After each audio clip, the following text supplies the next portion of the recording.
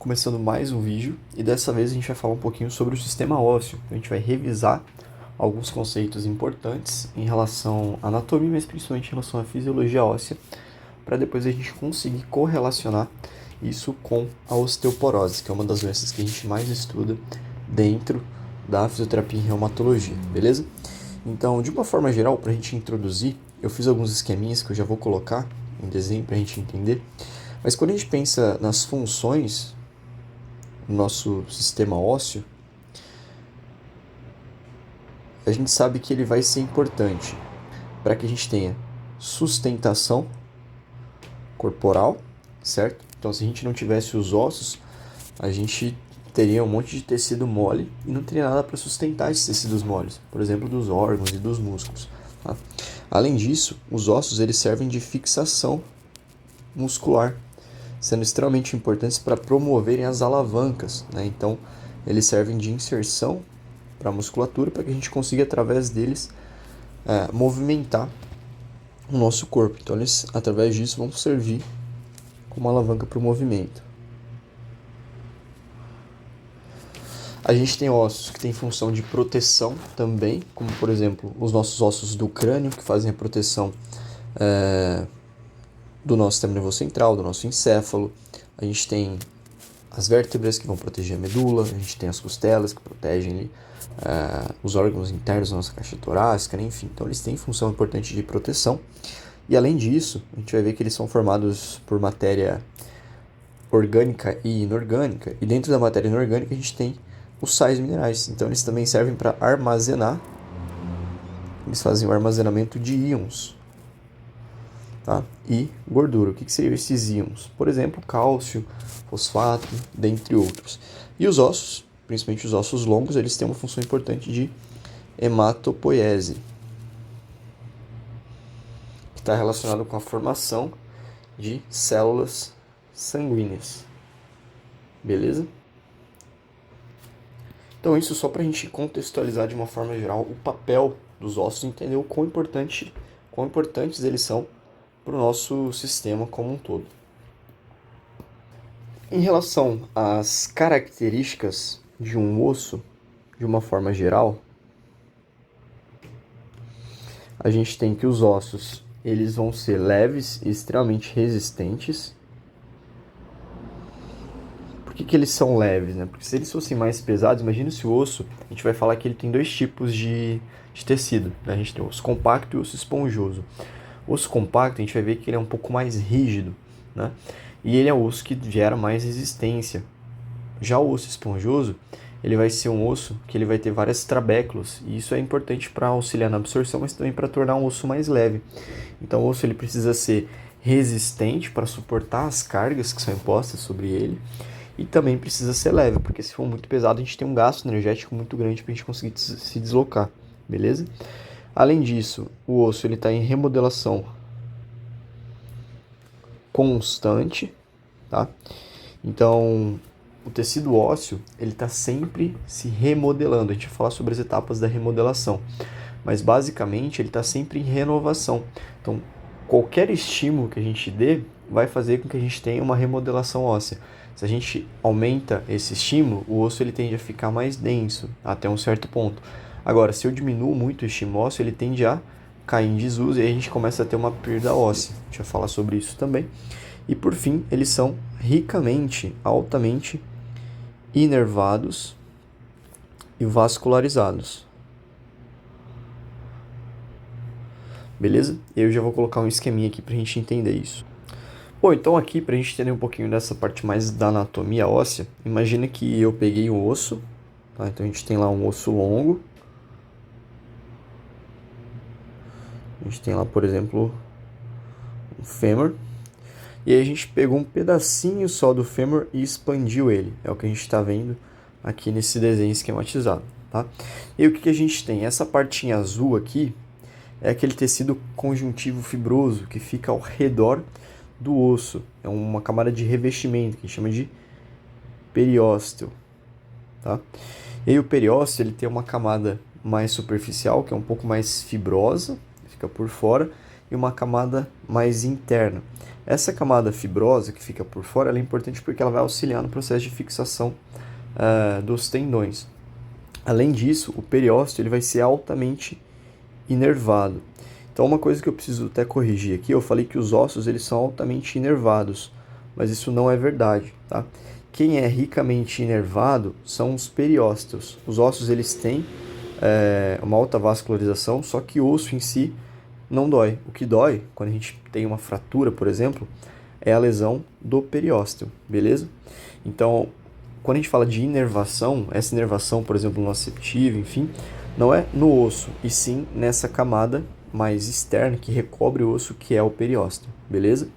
Mas como a gente pode ver aqui em relação à vascularização, os ossos eles estão altamente vascularizados pelo sistema que a gente chama de sistema haversiano, né? Eu não lembro o nome certinho, é meio difícil de pronunciar, mas a gente tem um sistema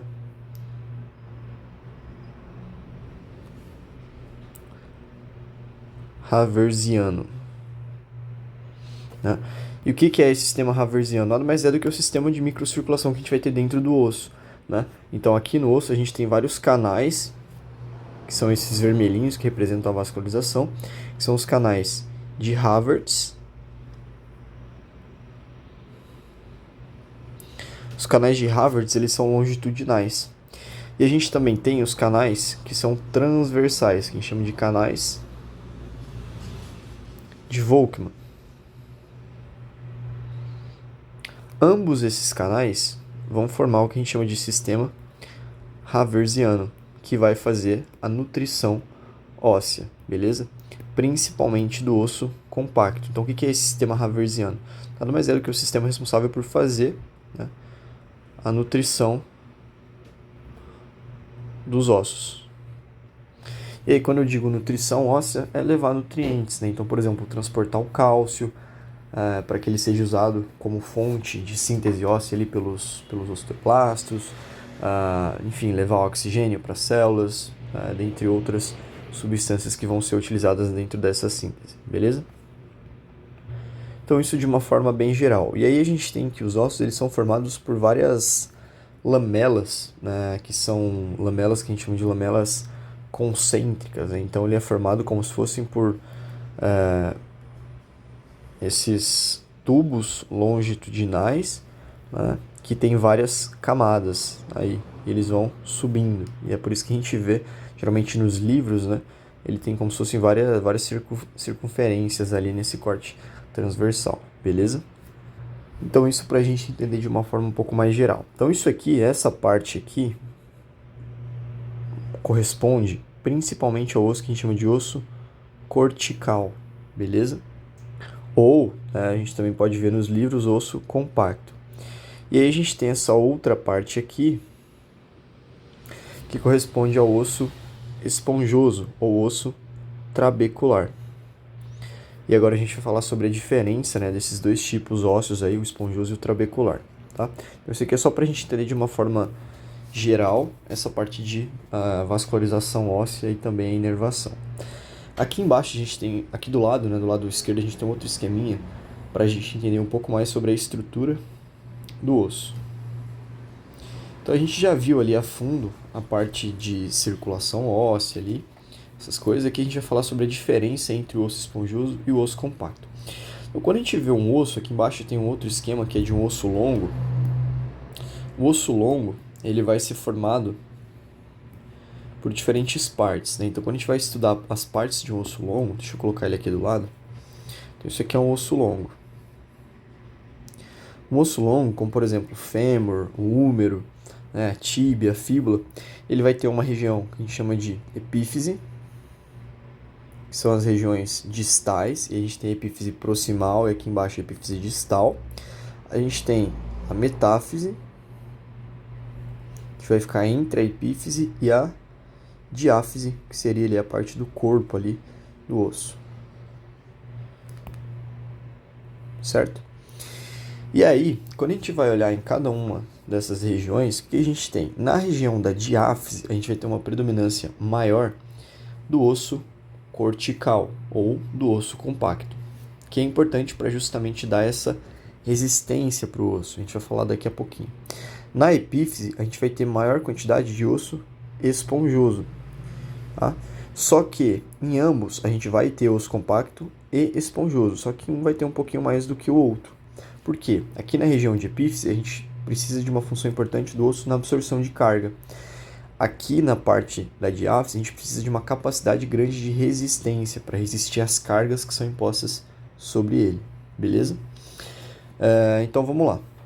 Aqui a gente já falou que a gente tem esse ossinho aqui que a gente chama de osso trabecular ou osso esponjoso. Já até dei um spoiler aí, mas quando a gente fala desse osso esponjoso, basicamente, então, a gente vai estar falando de um osso que ele é poroso e ele possui trabéculos ósseos. Então imagina que é como se fosse uma teia de aranha, né? Ele é um osso lá que parece uma teia de aranha, tem vários espaços entre ele, por isso que ele é poroso.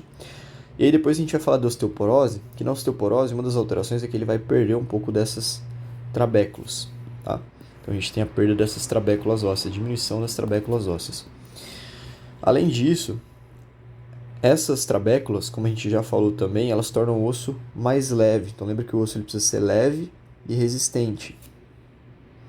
E essas trabéculas ajudam a diminuir o peso ósseo. E elas têm uma função importante, porque elas aumentam a capacidade do osso de absorção de energia. Então, assim como os tendões, por exemplo, e os ligamentos, quando a gente aplica uma carga ao osso, né, por exemplo, quando você tem o contato com o solo, a gente tem um processo de deformação no osso. Então, o osso ele também tem um processo de deformação. Só que quando essa carga é retirada, ele volta ao normal. É uma deformação muito pequena quando a gente compara, por exemplo, a deformação de um tendão, mas o osso ele também é capaz de deformar. E aí, quando ele deforma, mediante a aplicação de carga, ele vai absorver energia e depois dissipar essa energia. E por fim, o osso ele tem uma alta taxa de remodelagem, que significa que ele está em constante mudança, principalmente o osso esponjoso, beleza? Agora, ao redor do osso, então o osso esponjoso são essas bolinhas pretas que a gente está vendo aqui. Agora, ao redor do osso esponjoso, né, vou fazer aqui, vou continuar, a gente tem esse osso que fica meio que fazendo uma margem, ele que fica ao redor do osso, que é a parte do osso compacto, ou osso cortical. Vou colocar compacto aqui. Esse osso compacto, ou cortical, ele vai ser composto por aquelas lamelas que a gente falou. Então, ele é composto por lamelas, ou também chamadas de osteons, que são aqueles tubos longitudinais, beleza? E esse osso, como a gente também já falou, ele tem uma alta capacidade de resistência e rigidez. Por isso que ele vai ser mais predominante na região da diáfise, onde a gente precisa de rigidez. Imagina se esse osso da diáfise ele fosse um osso fraco, ele ia quebrar com muita facilidade, tá? Então, ele vai predominar nessa região. Além disso, a gente tem que pensar também na composição dos ossos, né? Então, até agora a gente falou dos ossos, que eles têm trabéculos, que a gente tem o osso cortical, mas do que esse osso cortical e essas trabéculas eles vão ser feitos, né? Então, a gente tem dois tipos de componentes. A gente tem, dentro dessa composição, componentes que a gente chama de componentes orgânicos, e a gente tem componentes inorgânicos.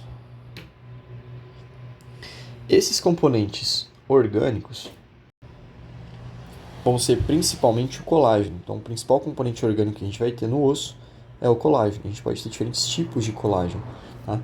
E qual que é a importância do colágeno? O colágeno, ele dá para o osso uma capacidade de ter tensão, resistir à tensão, quando que o osso ele é tensionado. Quando a gente tem, por exemplo, uma contração muscular. Então, lembra que o músculo está inserido no periósteo ali, que faz a conexão com o osso. Quando a gente tem contração muscular, o osso ele tem tensão. E o osso, de certa forma, ele também é flexível. Então, a gente falou que o osso ele tem uma capacidade de deformar e voltar para a posição normal. Então, ele tem uma certa flexibilidade, uma capacidade de deformação também, beleza? Antes de ter a fratura. Já esses componentes inorgânicos vão ser os sais minerais. Então a gente tem que esses componentes inorgânicos, sais minerais, eles vão ser responsáveis por cerca de 70% da composição óssea. Então o osso ele vai ser formado, 70% dele, de sais minerais. E aí a gente tem principalmente o cálcio e o fosfato formando uma matriz inorgânica, mineral, que a gente chama de hidroxiapatita.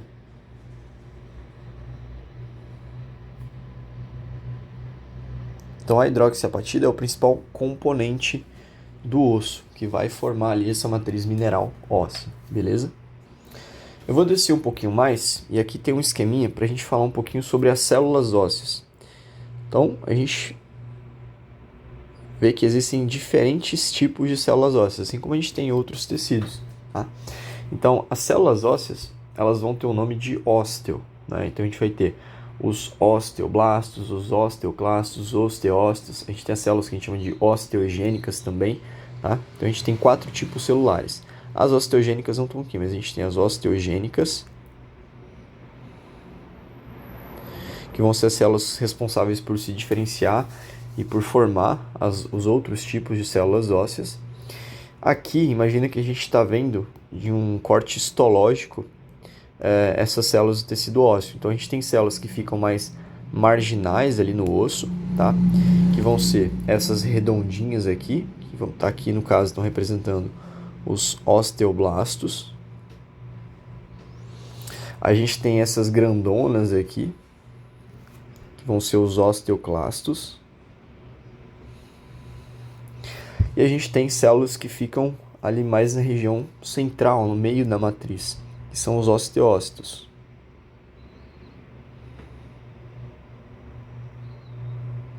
Então esses são os 3 principais tipos celulares no osso, além das células osteogênicas. E aí, de forma geral, a gente vai falar um pouquinho da parte da fisiologia mesmo, de como que acontece o processo de reabsorção óssea, enfim. Mas a gente tem que os osteoblastos, a principal função deles é realizarem a deposição óssea, ou a síntese de osso novo, tá? A gente pode encontrar das duas formas, síntese ou deposição. Então, o que eles vão fazer?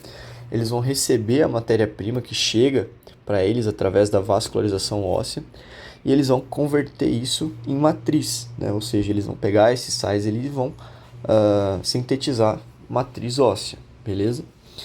Os osteoclastos, eles vão fazer o contrário. Então, eles são responsáveis por fazer a reabsorção óssea. Então, lembra que o osso está em constante renovação?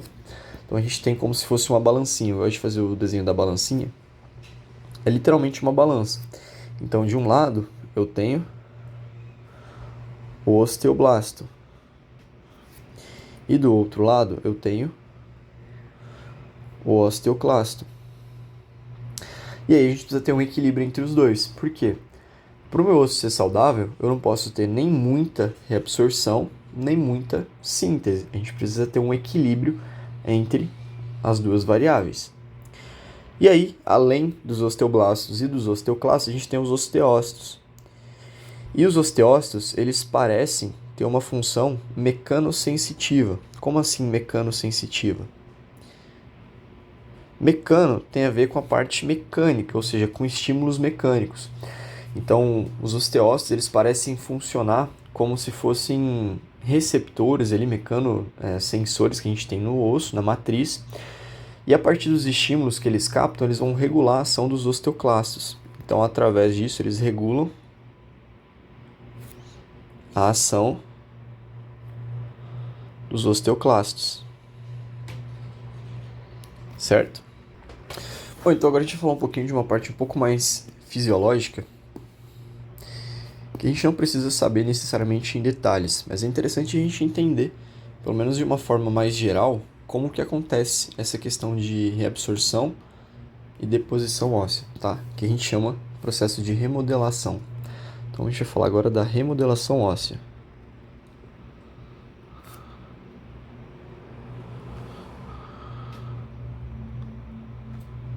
A remodelação nada mais é do que um processo fisiológico, né, através do qual o osso ele vai se renovar. Isso é importante porque, através da remodelação, a gente vai permitir que o osso ele tenha o reparo dos desgastes sofridos ali, dos microdanos decorrentes das ações do dia a dia, né? Então essa remodelação é importante para o reparo das microlesões ou dos microdanos ósseos que esse osso ele vai sofrer. Então imagine que você corre, né? Você gosta de praticar esporte, corre ou pratica qualquer esporte que seja, né?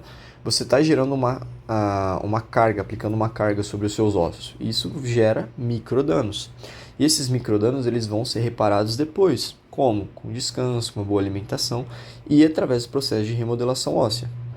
Além disso, a remodelação, lembra que a gente falou aqui em cima, ó, que um dos papéis dos ossos é fazer o armazenamento de íons, né? Quais íons? Principalmente o cálcio e o fosfato. E o cálcio ele é um íon extremamente importante para a regulação homeostática do nosso corpo. Lembra, para ter contração muscular eu preciso de cálcio. Para diversas funções fisiológicas a gente precisa de cálcio. Então a remodelação óssea também serve para que a gente tenha uma liberação do estoque de cálcio e fosfato. Então, uma vez que a gente tem uma diminuição do cálcio no sangue, a gente tem receptores que captam isso, a gente tem a liberação de alguns hormônios específicos que vão lá no osso e vão aumentar essa liberação de cálcio.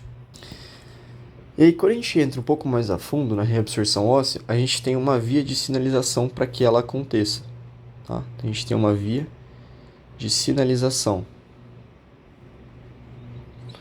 Essa via de sinalização a gente chama de via Rank-L ou PG. Tá? Então vou colocar aqui do lado, parece um xingamento, né?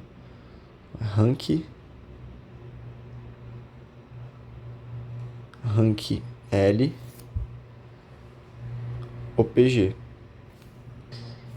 E o que é essa via? Vou fazer um esquema para a gente tentar entender ela um pouco melhor, mas basicamente os osteoblastos eles vão ativar os osteoclastos para que eles desempenhem esse papel de reabsorção óssea.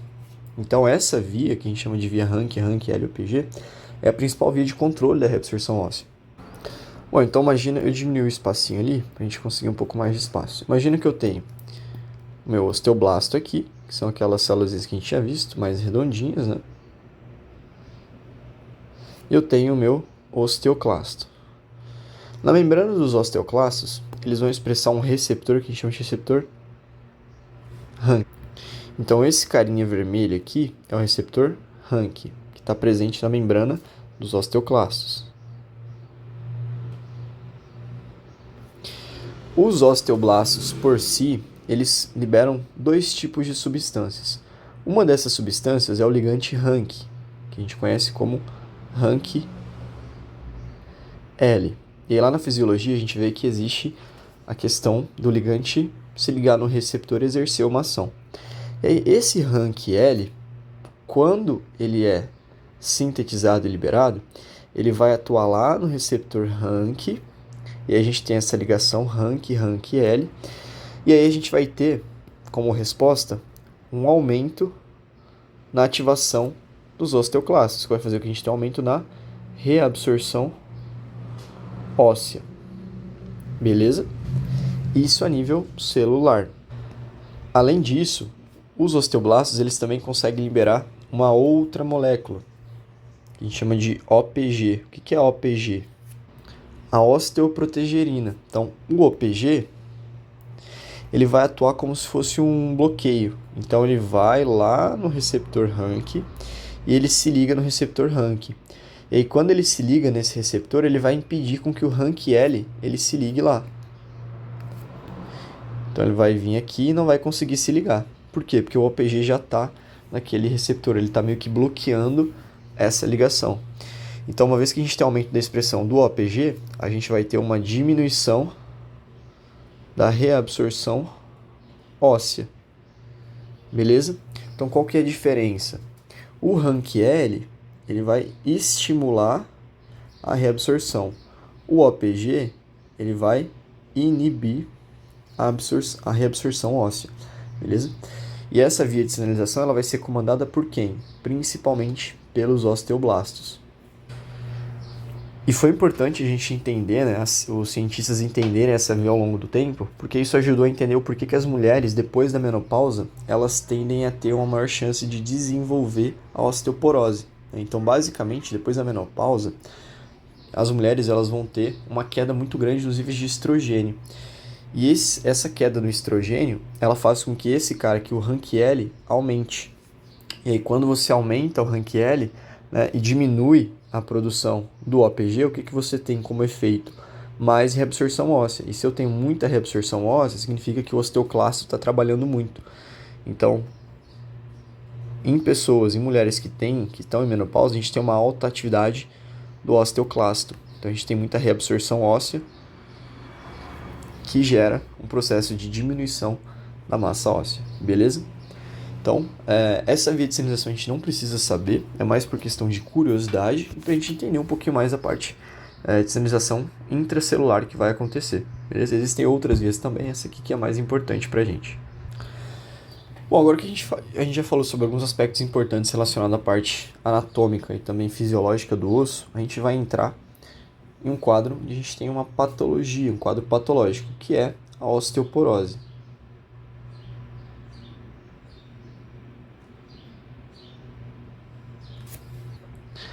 Então, primeiro a gente vai introduzir, falando algumas coisas relacionadas à prevalência, né? Então, quando a gente pensa na prevalência da osteoporose atualmente, a gente sabe que ela é uma doença cada vez mais incidente, principalmente na população idosa, tá?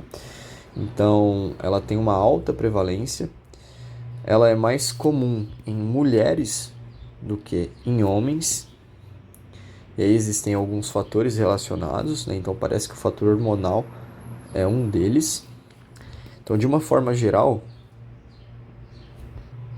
ela vai acometer mais mulheres e uma a cada 3 pacientes, mulheres, vão ter acima de 50 anos. Então, ela vai ter uma prevalência principalmente acima de 50 anos. E aí a gente tem um aumento no risco do desenvolvimento de osteoporose em mulheres acima de 80 anos e idosos de uma forma geral. Então, idosos a gente tem uma prevalência maior, principalmente acima dos 80 anos. E a osteoporose, ela é responsável por diversas fraturas que vão ocorrer durante o processo de envelhecimento. Então, os principais acometimentos que a gente vai ter em decorrência de quedas, por exemplo, vão ser as fraturas de punho, né? Então o idoso ele vai cair, coloca a mão no chão, acaba fraturando. As fraturas do fêmur, e aí fratura de colo do fêmur, inclusive tem gastos aqui imensos relacionados a todo o processo de tratamento dessa fratura do fêmur, dentre outras ali, essas são as principais se a gente for pensar. Tem fratura vertebral também, enfim, vários outros tipos ali, só para a gente ter uma ideia meio geral em relação à prevalência, tá? Em relação à fisiopatologia, a gente já falou agora há pouco de alguns fatores relacionados à remodelação óssea, né? Mas quando a gente pensa na fisiopatologia da osteoporose em si, a gente vai ter um desequilíbrio entre aquela balancinha que a gente viu. Então a gente vai ter aqui um aumento. Deixa eu fazer um desenho mais. A gente vai ter um aumento da ação dos osteoclastos, certo? E uma diminuição da ação dos osteoblastos. E a gente viu que quando eu aumento a ação dos osteoclastos, o que eles fazem? Eles aumentam a reabsorção óssea. Beleza? E aí, aumentando a reabsorção óssea, a gente vai ter, por exemplo, a diminuição das trabéculos,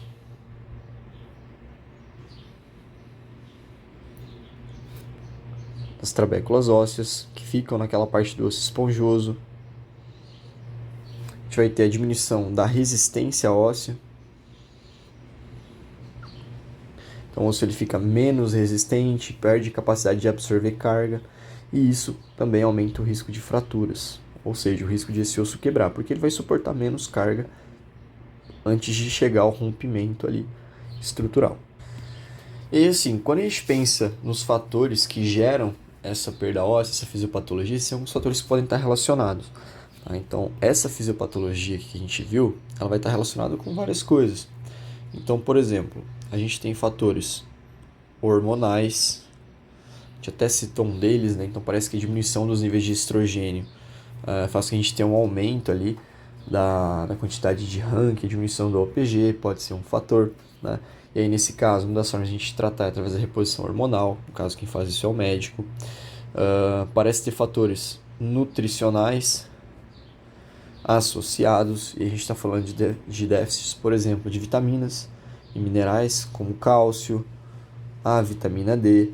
Então, tem alguns estudos que eles avaliam o uso de cálcio associado à vitamina D em idosos, e parece que melhora essa questão de densidade óssea, né? Enfim. Por que a vitamina D? Porque a vitamina D ela vai auxiliar, né? A vitamina D a gente consegue ela através do sol, e ela vai passar por vários processos metabólicos no nosso corpo, né? Até ela se chegar numa forma que ela pode ser utilizada. E lá no nosso intestino, ela vai aumentar, vai melhorar a absorção de cálcio no intestino. Então ela faz com que a gente tenha mais cálcio sendo absorvido e indo para a corrente sanguínea para ser utilizado no osso. Então por isso que é importante. A atividade física também vai ser extremamente importante, né? Porque lembra que a gente viu que existem mecanosensores no osso, né? E esses mecanosensores vão fazer com que a gente tenha um aumento na deposição óssea ou na reabsorção baseado na quantidade de uso que ele tem, né? Então, por exemplo, quando a gente fala de atividade física, se você tem impacto, atividade de impacto principalmente, gera um estímulo para o osso. E aí, quando a gente fala de atividade de impacto, por exemplo, o treino de musculação, a corrida. Algum tempo atrás, os estudos mais antigos eles traziam bastante a questão da caminhada. Atualmente, né, os estudos mais novos eles mostram que a caminhada em si, até mesmo a corrida, geram sim um certo efeito na remodelação óssea de forma positiva, mas não é tão grande. E aí o principal recurso seria, por exemplo, o treinamento de força, né, que parece ter um impacto muito bom nessa questão de aumento ali da deposição da síntese óssea. E aí, além da atividade física, a gente tem o sedentarismo, né? Então, pessoas que não praticam atividade física. E aí a gente entra na questão do desuso. O osso é um tecido extremamente adaptativo. Se ele entende que você não está usando ele, ele vai se adaptar àquela situação. Então, ele começa a ir liberando ali os sais minerais e aí ficando, perdendo um pouco da sua massa, beleza? Vai ficando mais fraco, menos resistente. Algumas doenças podem interferir nisso também, principalmente quando a gente pensa nessas doenças metabólicas. E a gente tem fatores como o uso de corticoides ou uso de medicamentos, né? Alguns medicamentos, principalmente os corticoides, que eles vão ter efeitos catabólicos em diversos tecidos, né? Eles podem alterar também o metabolismo ósseo, a ação de osteoblastos e osteoclastos, e de forma geral o estilo de vida, né? Então esses são fatores que podem influenciar diretamente, né, no desenvolvimento dessa fisiopatologia. Então isso aqui a gente pode colocar até mesmo como fatores de risco ou fatores que vão influenciar. Então vou colocar fatores que influenciam no desenvolvimento ou não da osteoporose. E aí, quando a gente pensa no envelhecimento, né, é comum que a gente tenha ali uma diminuição da atividade física, né, uma diminuição do consumo de cálcio, de vitamina D, né, e aí a gente pode ter um aumento ali, né, desses fatores nos indivíduos idosos, diminuição hormonal, dentre vários outros. Beleza? Por isso que ela acaba sendo um pouco mais comum, às vezes, em pessoas idosas. E aí, ainda em relação à prevalência, né, quando a gente pensa nessa alta prevalência, a gente tem alguns impactos da osteoporose na população em geral. Então, qual que é o impacto que a osteoporose gera?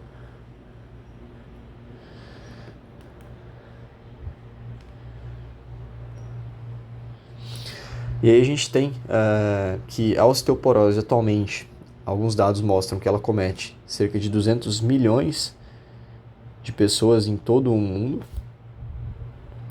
Esses números podem aumentar, já que a nossa população está envelhecendo cada vez mais. E daqui a alguns anos a gente vai ter um recorde de pessoas idosas no mundo. É uma doença, né, que gera altos custos, principalmente em relação ao tratamento. Então, tanto custos cirúrgicos em pessoas que acabam caindo e tendo fraturas, né, como também o tratamento a longo prazo, né, gera um alto acometimento funcional Então, após a fratura, depois mesmo tendo recuperação, muitos idosos nunca mais conseguem voltar a ser o que eram antes. E além, é claro, de ter um risco importante de morbidade. Aumenta bastante o risco de um idoso, às vezes durante uma queda, né, ter ali uma morbidade, né? Pode acontecer também. Então, basicamente é isso. Eu vou colocar uma imagem aqui que é bem legal em relação à osteoporose para a gente tentar ver um pouquinho o que acontece nesse osso trabecular. Bom, então essa imagem aqui é uma imagem de livro, né? E a gente consegue ver as diferenças, né? Então isso aqui é um osso normal, né? Então como se fosse um super zoom ali, não sei que câmera que eles usaram, como é que foi feita essa imagem, né? Mas uma imagem ali microscópica, muito legal. A gente consegue ver aqui um osso trabecular normal, né? E um osso com osteoporose. Então a gente começa a ter uma perda dessas trabéculas, né? Elas vão ficando mais frágeis, como se fossem porosas mesmo. E aí a gente tem uma maior dificuldade, né, desse osso, ele não vai conseguir resistir às cargas que são impostas a ele, beleza? Vou colocar essa imagem aqui do lado. E aí, quando a gente pensa no tratamento da osteoporose, a gente vai ter duas vias de tratamento, tá? Ou a gente pode ter vias combinadas, então a gente tem medicamentos que vão atuar, então a gente tem a via farmacológica, o tratamento farmacológico. E a gente tem vários medicamentos, né? Então, por exemplo, em alguns casos é utilizada a reposição hormonal, então TRH, TH, né, que são hormônios de tireoide. Existem alguns medicamentos, como o relaxifeno,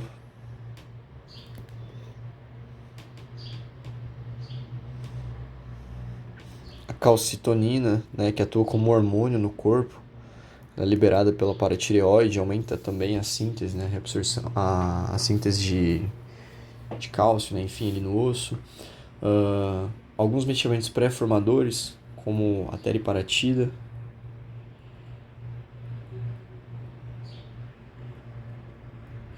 E tem alguns medicamentos que a via de ação deles vai ser aquela sinalização que a gente viu, né, do RANK e do OPG, né? Então eles vão inibir a ligação do RANK L com o RANK lá nos osteoclastos e tal, diminuindo a reabsorção óssea. Então a gente tem a via farmacológica, né? Isso não é do papel da física, quem vai fazer isso é o médico.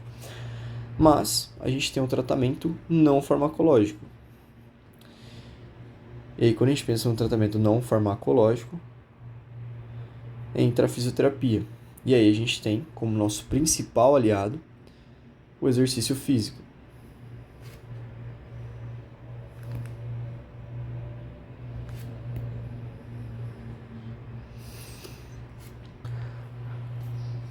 Então, dentro do exercício físico, a gente tem várias atividades que podem ser realizadas, né?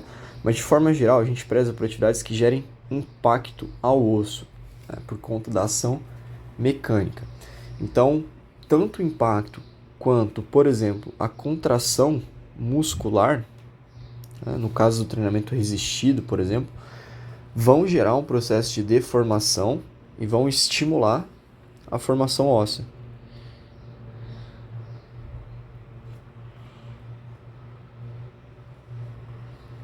Então lembra que o osso ele se adapta, né?